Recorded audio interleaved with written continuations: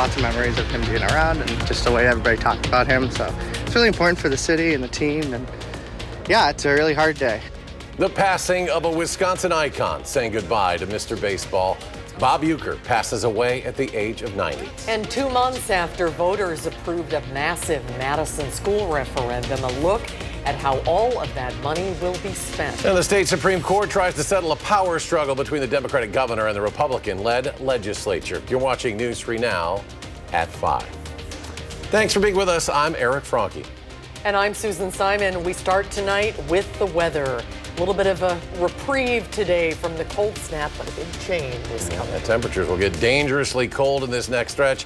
Alex tells us more on when it'll arrive. Yeah, you were just mentioning there, Susan, a little bit of a reprieve. I actually might be a bit overdressed out here for as mild as it is outside right now compared to where we are going to go with our temperatures. I want to highlight right now alert day conditions again still are in our forecast. Sunday going through Tuesday, still tracking wind chills to -30. Sunday morning, Monday morning, we could be approaching -35 below wind chills in some parts of southern Wisconsin on Tuesday. So I just want to be very clear that this cold weather that we are just up against here is right around the corner for southern Wisconsin. Let's plan our evening right now. Quite beautiful for January. Temperatures 31 at 6 o'clock, 26 at 8 o'clock, 25 at 10 o'clock. The wind has let up just a little bit out here too, so that's also a plus. And this is what we're up against tomorrow. High temperatures near 40. You wouldn't think that a 40-degree swing in the actual air temperature is on the way. We're going to break down that temperature crash coming up, and also how cold those wind chills you can expect each of those days, Sunday, Monday, and Tuesday of next week.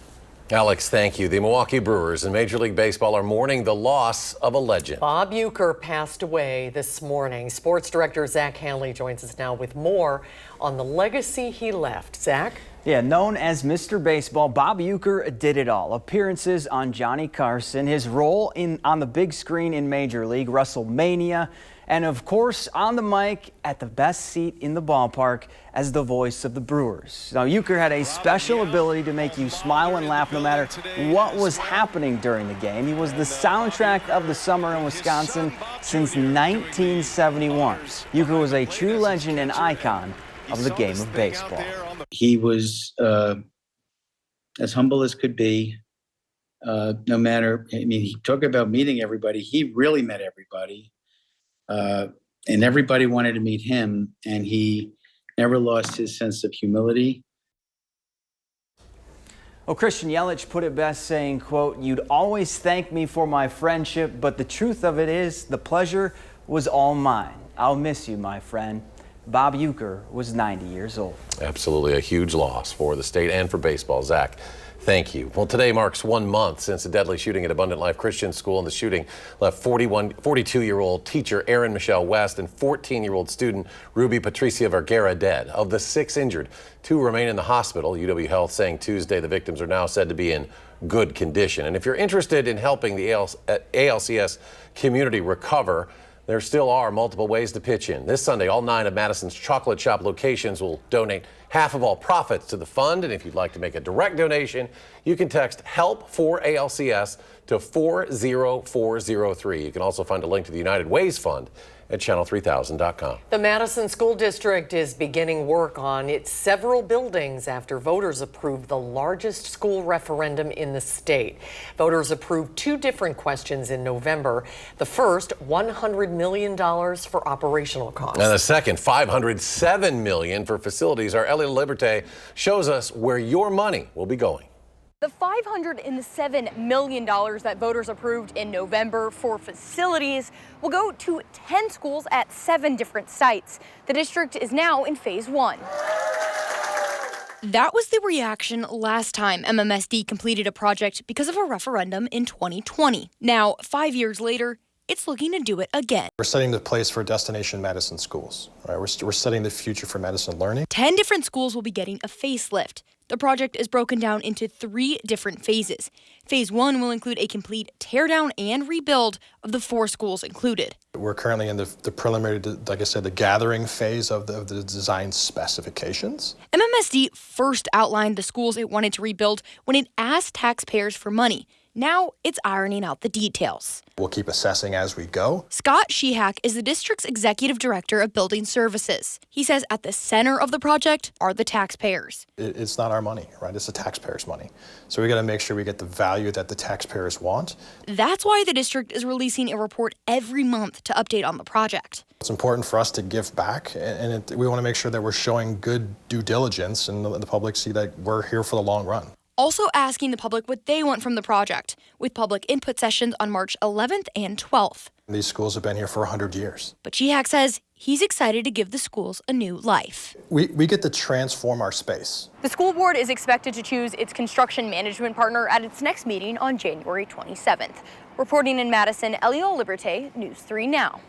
Ellie, thank you. And all three phases of the project are expected to be complete by October of 2029. The Leinenkugel's Brewery in Chippewa Falls is set to close its doors this Friday, but the former presidents of the brewery are working to stop the move. Brothers Jake and Dick Leinenkugel recently submitted a proposal to Molson Coors to begin discussions about acquiring the brewery through a non-disclosure agreement.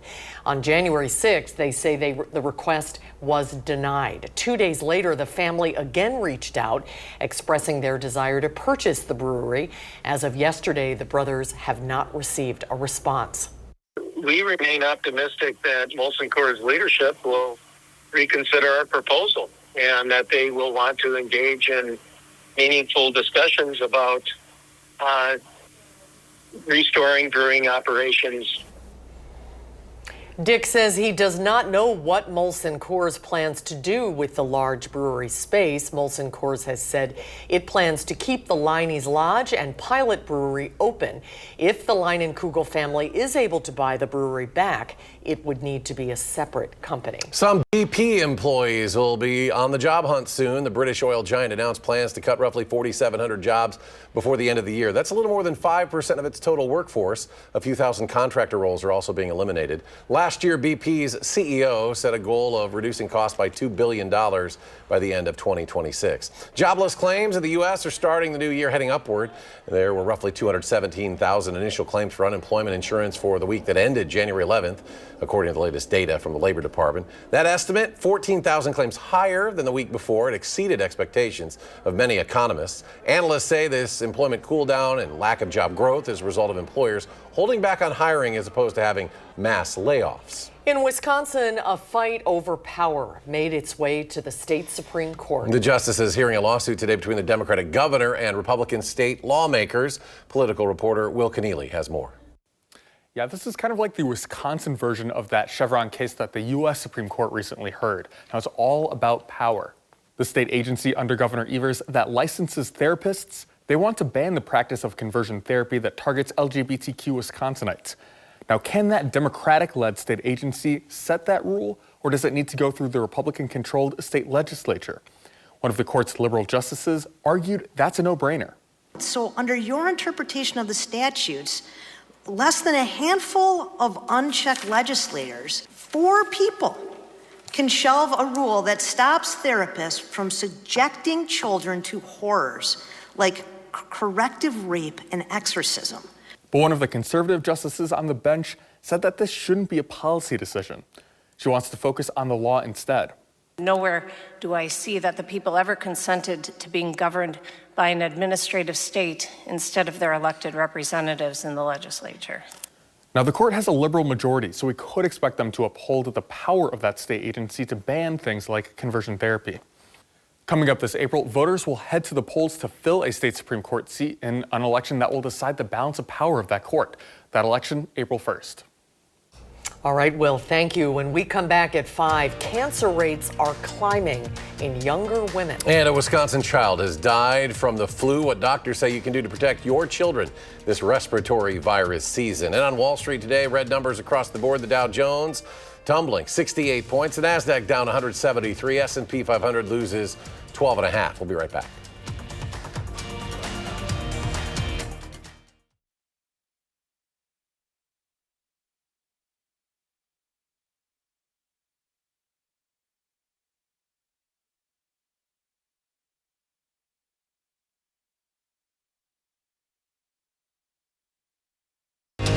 You're watching News 3 Now at 5. The Wisconsin Department of Health Services has confirmed the first death of a child from flu in the state for the 2024-25 season. And that confirmation comes as 16 children have died nationwide from flu. The DHS says respiratory illnesses are currently at a high level in the state. Everyone 6 months and older are encouraged to get vaccinated against the flu and COVID as well. Infants ages 8 months or younger, as well as those 9 to 19 months with an increased risk of RSV, can also receive the RSV vaccine. There is alarming new data released today by the American Cancer Society that shows young women are almost twice as likely to be diagnosed with cancer as young men. Doctors say for decades, men were more likely than women to get cancer, but now that's changing, especially for young adults and younger women in particular. The report says women under 50 now have an 82% higher cancer incidence rate than their male counterparts. It does sound the alarm that patients, everybody, should be paying attention to the look and feel of their body and sharing with their doctors if anything seems off.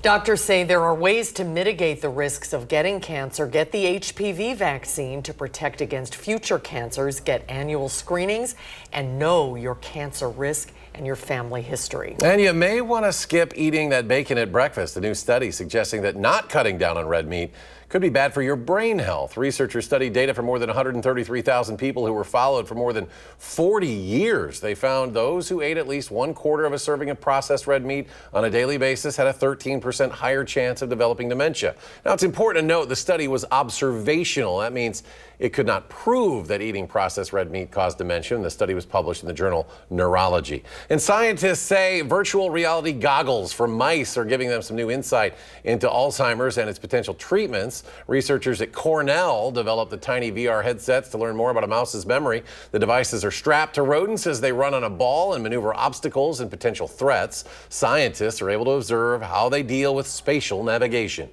When they're in the goggles, it's very immersive, and it seems like they can really be tricked into thinking that this is a realistic situation. But yeah, it is very useful that they are tricked, and then we can do a lot of interesting experiments. After scientists increased blood flow to the mouse's brain, they say memory function improved. Researchers are now working to create a VR headset to test larger rodents. Now, a look at your first one forecast. 40-degree weather on the way for some parts of southern Wisconsin. And then the bottom drops out after that. And this could actually be potentially dangerous. Yeah, absolutely. We can chuckle about it, but definitely we want to be very serious about this too, because we have a 40-degree swing down in the temperatures, and those morning wind chills still looking at -25 to -30 Sunday through Tuesday. Some of our later indications, some parts of southern Wisconsin could get wind chills as cold as -35 on Tuesday. Let's track this. First, the polar cold front coming through Friday night, 6, 7, 8, 9, 10 o'clock. Maybe a sprinkle or a flurry with this. Then it's the winds that come behind and the temperatures behind this front that we definitely need to track here. Starting at Friday, 8 o'clock. In the 30s, it'll feel very mild, but the temperatures are going to go down from there. Actual air temperatures starting off Saturday morning, single digits to right around 10. The actual temperatures in the afternoon struggling in the teens. As we go into Sunday, it gets even colder. So 15 on Saturday, wind chills to -5, 1. That's all we're going to do. 1, if we're lucky. Bitterly cold wind chills to -20, if not -30 below zero on Sunday. Let's track those wind chills. Sunday morning, -20 to -25 across all of southern Wisconsin. We go into Monday. I know that there are businesses closed and schools closed for the holiday. -25 to -30 below wind chills, but those businesses and schools that open back up on Tuesday would not be surprised to see some delays or cancellations, as we're forecasting -30 to -35 below wind chills Tuesday morning. That will be the peak of this cold will be Tuesday morning. I want to just step briefly off the side here just a little bit. We're likely going to get what are called headlines, cold headlines for this extreme cold that's on the way to southern Wisconsin. We're used to wind chill watches, wind chill warnings, and wind chill advisories.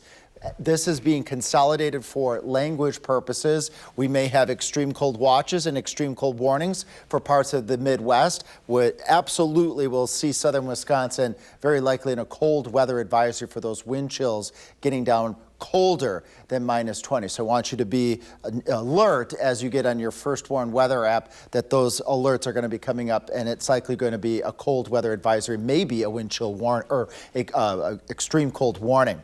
The temperatures this evening, temperate. You wouldn't think that this cold weather's on the way. These temperatures are above normal through the evening, a beautiful evening, maybe to get out, go for a walk. I'll try that after 6 o'clock and enjoy that at 34 across much of Dane County right now with current temperatures, 35 in Boscobel, 33 in the Dells, and 34 in Janesville. And tomorrow, this is that nice stuff that Susan was just saying, or Eric rather was just saying, 40 for a high temperature tomorrow, or 42. A little bit on the breezy side, but enjoy that while it lasts, because it is not going to last long, unfortunately, with those alert day conditions Sunday, Monday, and Tuesday in the grip of Arctic air. Coming up at 6 o'clock, I'm going to show you where this cold air is coming from and how it gets down to southern Wisconsin at 6. Alex, thank you. And after the break at 5, a ceasefire deal between Israel and Hamas is now set to move forward when the first hostages will be released by Hamas.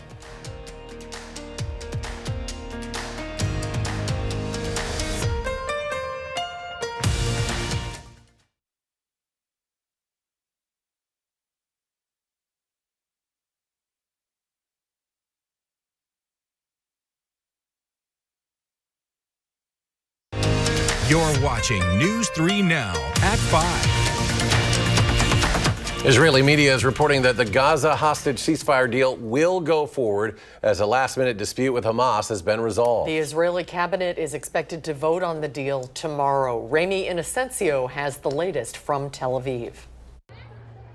In Khan Yunis, a displaced Gazan expressed joy that the war may soon be over. Why I am so happy about the ceasefire? Because all of this are going to end. And in Israel, feelings of anxiety and the hope that the fragile deal will hold and that the hostages will start to come back. We are very hopeful, but we have this concern that something will go wrong along the way and not all hostages will be released. Do you allow yourself to hope? No. I wish I did, and I bless the times that I do, but I don't often enough. It's such a hard situation. The last time Hamas freed hostages was more than a year ago in exchange for Palestinians in Israeli prisons. The logistics of this deal will be extremely complex. Even Hamas getting hostages safely to a handover point will present significant security challenges. U.S. officials are hopeful that any more setbacks will get resolved quickly. I'm very confident that this is moving forward, and we'll see the start of implementation of the agreement on Sunday. Israel's bombing of Gaza has not stopped, even as talks continue. Overnight, an IDF airstrike hit a house in Gaza City. Another hit a mosque, captured by our CBS News team in Gaza. Yet, at the same time, hope lies with humanitarian aid trucks on the move, on the Egyptian side of Gaza's border. Food, water, and medical supplies waiting to get in. But first, waiting for that deal to be signed. Remy Inocencio, CBS News, Tel Aviv.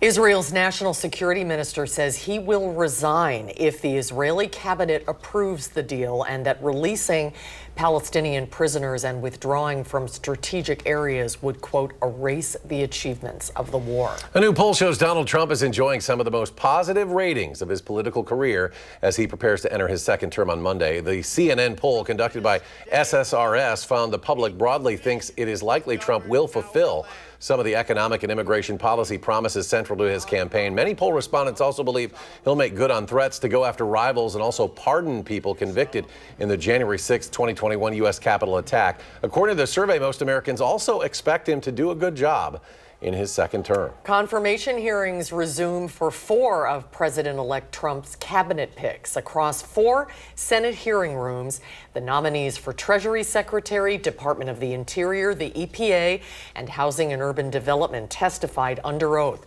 Former New York Congressman Lee Zeldin, selected to lead the EPA, was grilled by Democratic senators on climate change, while Trump's pick for Interior Secretary says there is a risk to the environment and security if America doesn't lead in energy production. When energy production is restricted in America, it doesn't reduce demand. It just shifts productions to countries like Russia and Iran, whose autocratic leaders not only don't care at all about the environment, but they use their revenues from energy sales to fund wars against us and our allies.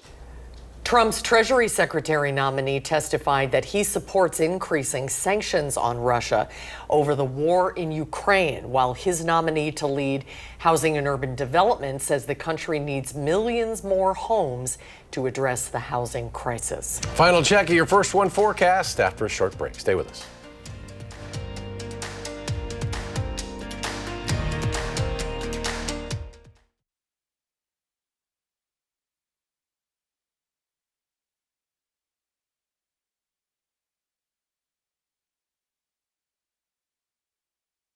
Coming up tonight on the CBS Evening News, the latest tonight on the Israel and Hamas ceasefire hostage deal, why Prime Minister Netanyahu's government has delayed the vote. Could it put the deal in jeopardy? And what hostage families are telling us about the agonizing wait. That and more headlines tonight here on the CBS Evening News. And finally at 5, a mother dog stuns veterinarians in Turkey. She carried her unconscious puppy to the clinic. The female dog named Mom, perfect name, arrived at the door of the clinic, clutching her puppy still in her mouth. She must have Googled the address. Veterinary technicians administered an adrenaline shot and warmed the puppy using a hairdryer.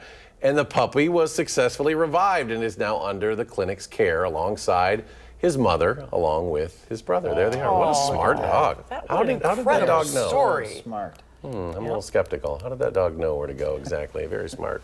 All right, Alex, final check of the forecast. Well, get ready for the polar plunge, as I like to call it. Enjoy tomorrow, 40 while it lasts. Wear shorts if you want to do it, but you're going to have to put the shorts away because we got 25 to 30 below wind chills by Sunday going on into Tuesday. All three of those mornings will be quite dangerous. I think Tuesday will likely be the most dangerous out of all of those days. Saturday, the temperatures are going to start that crash. Actual air temperatures on Sunday, 1 degree. The wind chills again Sunday morning to 20 to 30 below. And then there is the core of that cold air early next week. And it is going to take a while to climb out of it. All right, we're back in 30 minutes with more updates on News 3 Now at 6. CBS Evening News is next.